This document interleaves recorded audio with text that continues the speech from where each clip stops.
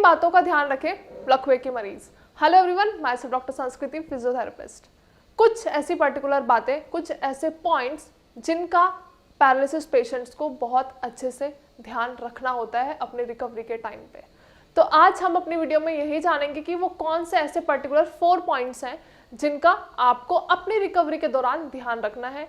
चाहे आप एक्सरसाइजेस कर रहे हो, चाहे आप मेडिकेशंस ले रहे हो, अपनी डाइट में कौन सी इंपॉर्टेंट चीज़ें आप ले रहे हो या फिर कौन सी इंपॉर्टेंट चीज़ें जो आप अपनी डाइट से एक्सक्लूड कर रहे हो। एंड एट लास्ट आपकी पोजिशनिंग, क्योंकि पोजिशनिंग बहुत ज़्यादा ज़रूरी होती है पैरालिसिस पेशेंट्स के लिए, क्योंकि वो खुद से अपने काम नहीं कर पाते हैं, वो खुद से टर्निंग्स नहीं ले पाते हैं। तो बहुत ज़रूरी हो जाता है पैरालिसिस पेशेंट्स के केयर टेकर, थेरेपिस्ट या फिर केयर गिवर्स के लिए कि वो उनका अच्छे से ध्यान रखें। आइडियली अगर हम पैरालिसिस पेशेंट्स को ध्यान में रखते हुए बात करें तो पेशेंट्स बहुत ज़्यादा डिप्रेसिव होते हैं। उन्हें ऐसा लगता है कि हम अपनी एक्टिविटीज़ वापस से हेल्दीली परफॉर्म नहीं कर पाएंगे, एक्टिवली अपनी एडियल्स एक्टिविटी परफॉर्म नहीं कर पाएंगे, हम खुद से खा नहीं सकते, उठ बैठ नहीं सकते और इम्पॉर्टेंट चल नहीं सकते। लेकिन मैं आपको बता दूं ऐसा ज़रूरी नहीं है।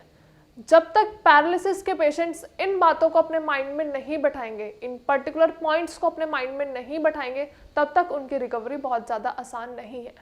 अगर आप पैरालिसिस पेशेंट्स के लिए मेडिकेशंस देख रहे हो तो आप हमारे डॉक्टर से कंसल्ट कर सकते हो, आप श्रेयास में कंसल्ट कर सकते हो। हमारे डॉक्टर्स आपको बेस्ट कंसल्टेशन प्रोवाइड करेंगे, आपको बेस्ट मेडिकेशंस प्रोवाइड करेंगे। चलिए ठीक है, अब हम वीडियो में आगे बात करते हैं उन पॉइंट्स के बारे में। सबसे पहला पॉइंट, आपकी पोजीशनिंग।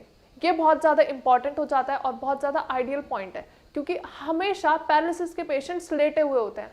जब भी पेशेंट्स लेटे हुए होते हैं ना वो खुद से हिल सकते हैं, ना वो खुद से उठ बैठ सकते हैं। तो ये हमारे थेरेपिस्ट के लिए या फिर हमारे केयर गिवर्स के लिए इंपॉर्टेंट हो जाता है कि टाइम पे हर घंटे, हर आधे घंटे या फिर हर 2-3 घंटे में उनकी पोजीशनिंग चेंज करवाते रहें। उनके पिलो प्लेसमेंट अच्छे से होने चाहिए ताकि उनको कोई जख्म ना हो। अब आप सोच रहे होगे पैरालिसिस पेशेंट को जख्म कैसे हो सकते हैं बेड पे लेटे हुए। तो मैं आपको बता दूं, जब पेशेंट्स पूरे टाइम तक एक ही पोजीशन में लेटे हुए होते हैं तो उनकी कमर पे नीचे जख्म होना शुरू हो जाते हैं और वो बाद में बहुत ज़्यादा सीवियर भी हो जाते हैं, उनमें ब्लीडिंग भी होती है और इन्फ्लामेशन भी होना शुरू हो जाती है और बहुत बार तो पेशेंट्स को स्वेलिंग होना भी शुरू हो जाती है। तो ध्यान ये रखना है कि आपको उन्हें बार बार करवट दिलवानी है, या तो लेफ्ट या फिर राइट, दाएं या फिर बाएं, क्योंकि आपकी बॉडी में प्रॉपर एयर लगनी चाहिए। पैरालिसिस के पेशेंट जनरली जब सीधे लेटे हुए होते हैं तो उनकी बॉडी वहाँ पे कंप्रेस होती है, आपका बार बार आपका नीचे वाला जो हिस्सा है वो आपके बेड से रब हो रहा होता है। तो आपको वहाँ पे पर्टिकुलर एयर सप्लाई चाहिए होती है और आपको वहाँ पे थोड़ा माइल्ड टेम्परेचर रखना होता है। ये नहीं कि आपने पूरे दिन तक पेशेंट ऐसे सीधे के सीधे लेटे हुए हैं तो वहाँ पे रगड़ खाने की वजह से बार बार दिक्कत होना शुरू हो जाती है। तो ताकि वहाँ पे एयर प्रेशर अच्छे से रहे, हवा पास हो जाए, इस वजह से आपको वहाँ पे स्पेस बनाना होता है, आपको बार बार टर्निंग्स लेनी होती है, बार बार आपको करवट दिलवानी होती है। Next important point is exercises.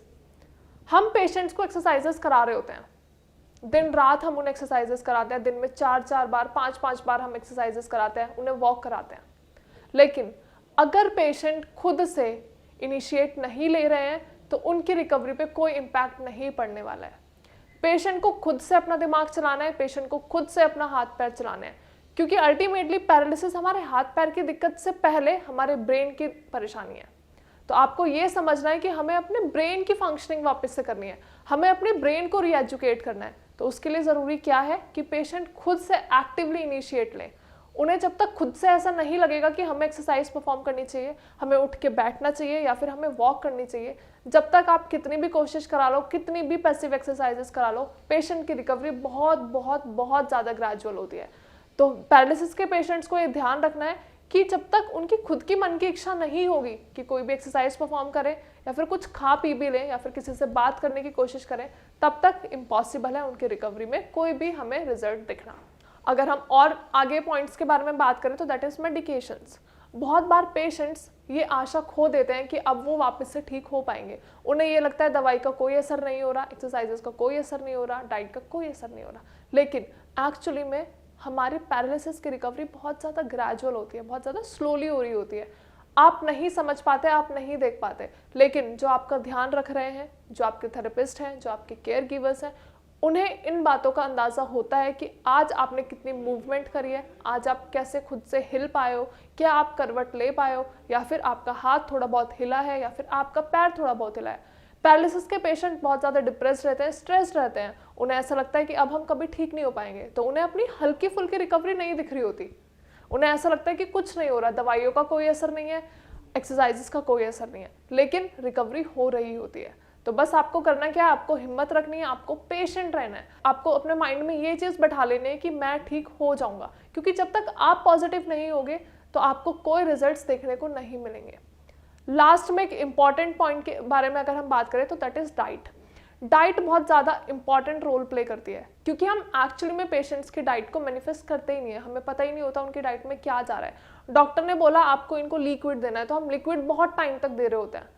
Patients की रिक्वायरमेंट क्या है, बॉडी की रिक्वायरमेंट क्या है, बॉडी को चाहिए प्रोटीन ताकि वो अपना काम कर सके, ताकि बॉडी बूस्ट अप कर सके, बॉडी में इम्यूनिटी, मेटाबॉलिक एक्टिविटीज़ अच्छे से परफॉर्म हो सके। तो उसके लिए क्या चाहिए, बॉडी में हेल्दी न्यूट्रिएंट्स चाहिए और प्रोटीन चाहिए। लेकिन हम कहाँ गलती कर रहे होते हैं, हम पेशेंट्स को सिर्फ और सिर्फ लिक्विड डाइट पर रखते हैं, उससे पेशेंट को कोई एनर्जी नहीं मिलती और पेशेंट बहुत ज़्यादा थके हुए महसूस करते हैं खुद को और बहुत ज़्यादा वीकनेस उनकी बॉडी में रहती है, जिसकी वजह से वो ना तो आपकी कोई बात सुनते हैं ना फिर कोई एक्सरसाइज करते हैं। तो ध्यान ये रखना है कि आप जो भी उनको डाइट में दे रहे हो वो हेल्दी रहे, सिर्फ लिक्विड डाइट पे हमेशा नहीं रखना है। आप पेशेंट की सॉफ्ट डाइट स्टार्ट करवा सकते हो, आप उनको डाइट में हाई रिच प्रोटीन का खाना आप दे सकते हो कि उनकी डाइट में एक्चुअली में न्यूट्रिएंट्स और प्रोटीन भर भर के हों, ताकि उनकी बॉडी में एक्टिवनेस आए, ताकि वो दोबारा से खुद को हेल्दी फील करें और उनका प्रेशर अल्टीमेटली उनके दिमाग पे आए, क्योंकि जब तक वो अपने दिमाग में प्रेशर नहीं लेंगे कोई भी काम करने का, तब तक आपको रिकवरी देखने को नहीं मिलेगी।